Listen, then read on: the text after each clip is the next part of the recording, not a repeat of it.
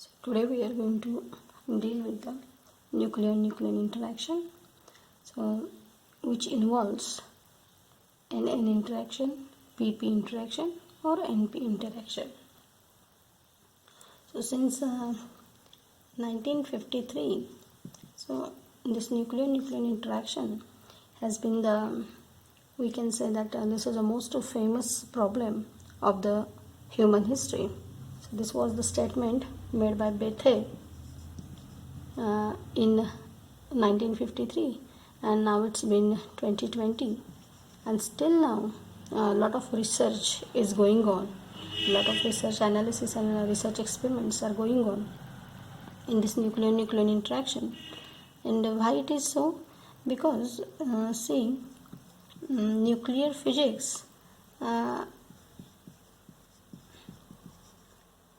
it directly concerns with the nuclear force, and which comes from two nuclear interactions, that is a nuclear interaction. So whether it is a lower energy or higher energy interaction, this will give us a clear idea about the nuclear force and more clear idea about the nuclear physics.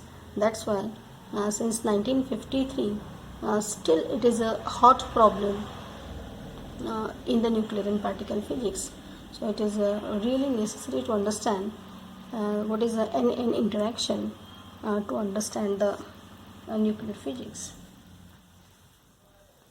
So as we know that according to the quantum electrodynamic theory or quantum chromodynamic theory, as we have seen it earlier, whatever is the force between any two particles, so if there is any kind of interaction between any two particles, whether this force is a gravitational or it is a electromagnetic or it is a weak force or it is a strong force like nuclear force, so all these forces are mediated by some particles which we call it as a gauge bosons. So according to the quantum electrodynamic theory or quantum chromodynamic theory, it says that whatever interaction or whatever force is present between any two bodies, that must be due to the exchange of some particle, and these particles are called as a gauge bosons. So these exchange particles are called as a gauge bosons. So similarly, as this is a strong nuclear force, that must be mediated by some exchange particle or a gauge bosons, and in case of a nuclear force, the gauge bosons are pions, mesons, or bosons. So as you must know about this particles or the gauge bosons which are related to the strong nuclear force, we must know the classification of the fundamental particles. So let us see what is the classification of the basic fundamental particles. Actually, we are going to deal with these particles classification, their mass, their properties like strangeness or topness or bottomness, and their charges, everything we are on their structure, everything we are going to deal about these particles in our last unit. But still, the basic classification of these fundamental particles, it's necessary for us to know what are these particles. So first let us see the classification of the fundamental particles.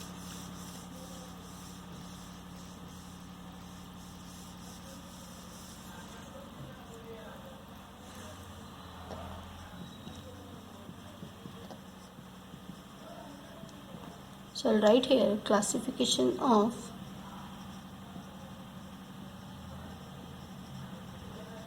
fundamental particles.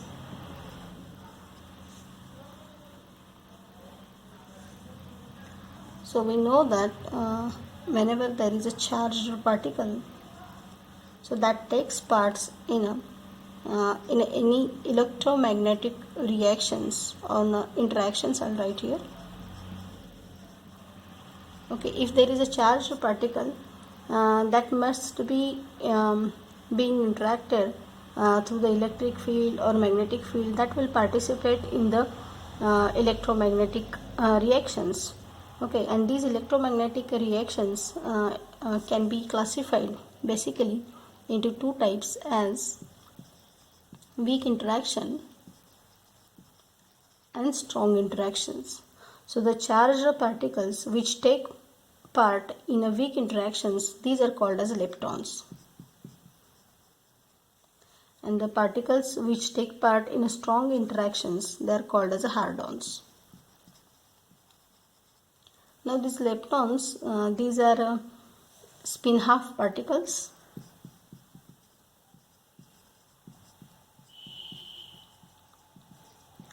And as we know that spin half particles are fermions.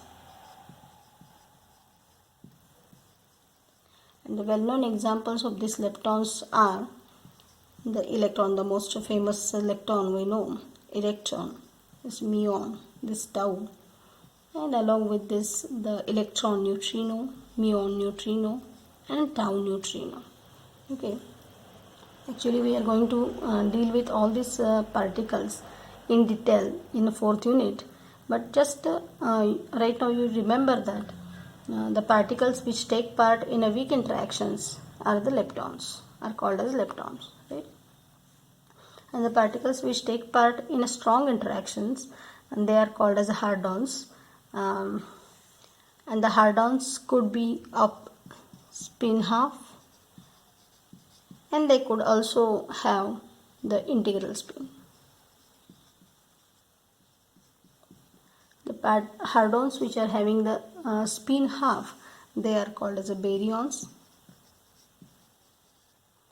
And the well-known examples of the baryons are the protons and neutrons.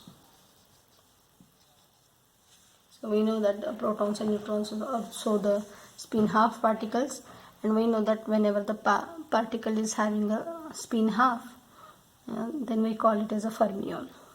And the hardons which are having an integral spin, they are called as a mesons. Mesons can be classified in many ways according to their weight, or here what we need is these mesons are classified according to the strangeless and strange mesons. There are actually a number of ways to classify the mesons, but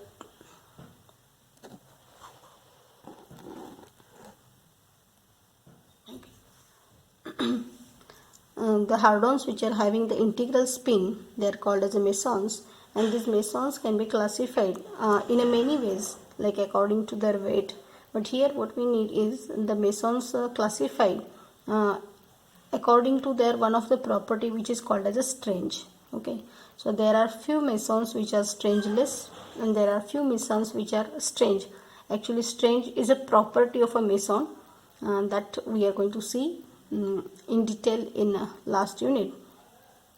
Okay, so strangeless mesons are like pi plus, pi minus, and pi 0. These are called as a pions, and their energy or their mass is ranging in the range of the mass is in the range of 134 to 139 MeV, whereas the strange mesons are heavy mesons like kaons, F, D, and B mesons. So here the mass of these strange mesons range in it ranges between nearly 500 MeV to nearly 5279 MeVs. Okay, so we can classify these meson as these are the, we can call these pions as a light mesons and these as a heavy mesons. So so this is how these mesons can be classified as light mesons or strangeless mesons, which are called as the pions, and these are the heavy mesons or the strange mesons. They are heavier and they are having the mass in the range between 500 MeV to 5279 MeV.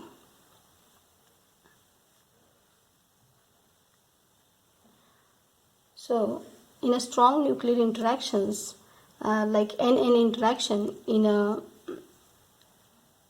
ranging from low energy to higher energy, these particles are going to participate in the strong nuclear interactions. So you just forget about these particles, and these are the bosons or the gauge bosons or the exchange particles which will take part for the nucleon-nucleon interaction.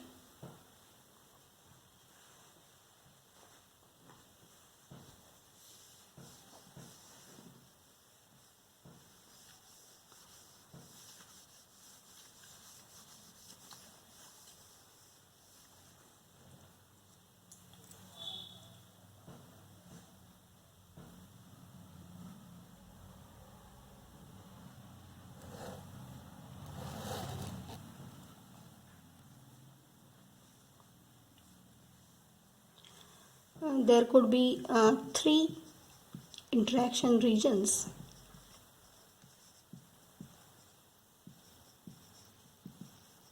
For any nucleon-nucleon interaction, whether you take a square well potential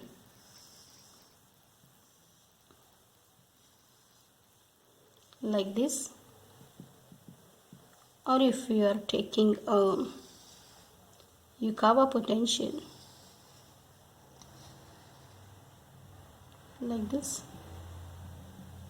So an interaction or nucleon-nucleon interaction could be divided into 3 regions as not first, second and third. I will write here it as this is a long range, this is a medium range, and this is a short range.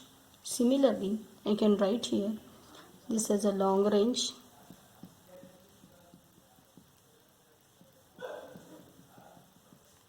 this could be considered as a medium range, and this as a short range. Now we know that our basic diagram, like suppose, so this is a target particle, and I will change the diagram now, and the projectile is coming from this side. Suppose this is a neutron and which is coming from this side, and it is being targeted on this proton. Okay, so according to the kinetic energy of the neutron, these 3 regions could be selected as if the kinetic energy of the neutron is very low. Now suppose this is the center where our proton is situated, or this is the center where our proton is situated if you are considering the square well potential, and if you go for a Yukawa potential, here is your proton and neutron is coming from this side. So this is the neutron. If the kinetic energy of this neutron is very low, it will reach in this lower long range region, so which can be stated by long range, where this R is greater than 2 femtometer, nearly 2 femtometer. If the kinetic energy of this neutron, incoming neutron, is very low, so that it could not reach very close to this proton, and if the distance between this neutron and proton is greater than 2 femtometer, then it is called as a long range interaction. Okay. Now if you increase the kinetic energy of the incoming neutron, it is possible for this neutron to reach this region, and this region is called as a medium range, and in which this R ranges between 1 femtometer to 2 femtometer.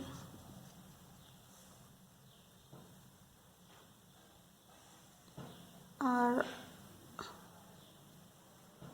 is greater than 1 and less than 2. So in a medium range, this neutron can reach the proton potential field from 1 femtometer to the 2 femtometer range, and in a short range, if you increase the kinetic energy of the neutron such that it is able to reach very close to the proton, then it is in a short range region where the R is less than 0.5 femtometers. So according to the kinetic energy of the incoming neutron, this neutron can reach in the long range interaction region, or a medium range interaction region, or the short range interaction region. If you go on increasing the kinetic energy of the neutron, it will be able to reach more close to the proton. If it is reaching very far from the proton, then it will be mediated by a single pion exchange. If it is going for a higher energy, it is able to reach in the medium range, then more number of pions and mesons will be involved in the interactions, like 2 pion exchange. Okay. Now if you increase again the kinetic energy of the neutron, it is going to interact, or it is going to reach more close to the proton, and more number of the pions or mesons are being interacted in the interaction. Okay, so let us see. So I'll graph this one. So if you are in a long range, this interaction or the gauge boson in this case is a single pion, and it is called as a single pion exchange potential, or one pion exchange potential, OPEP. Okay, that is a only one pion mediates the interaction between the neutron and proton if the kinetic energy of the neutron is very small, and which we see it is nearly below the 10 MeV.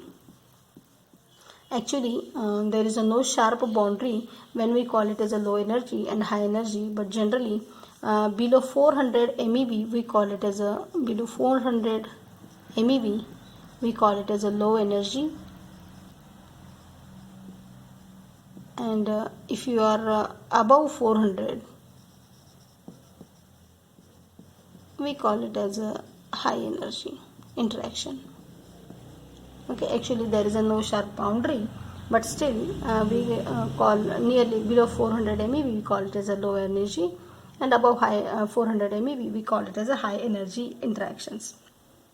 Okay, now this for a long range, when the kinetic energy of the neutron is very low, say nearly 10 MeV, so the exchange between the proton and neutron is due to the single pion exchange.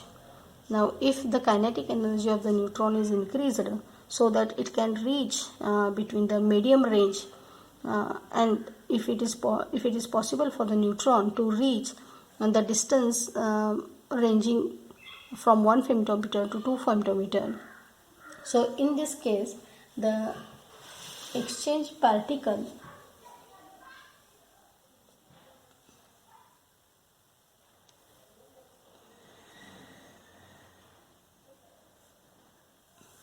is various single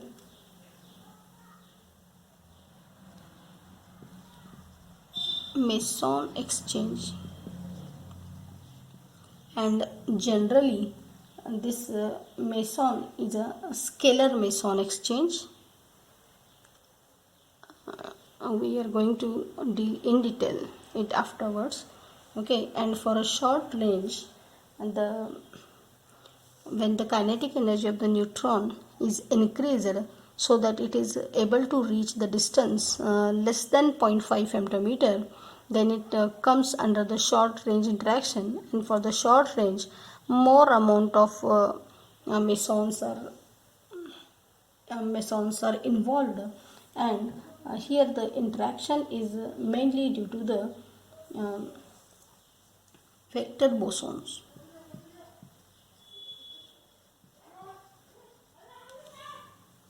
Here I'll write it here. For the long range, single pion exchange is possible. Here the various mesons like sigma and omega are involved, and here bosons, the vector bosons are involved. So this is how the three interaction regions for the nucleon-nucleon interaction could be divided.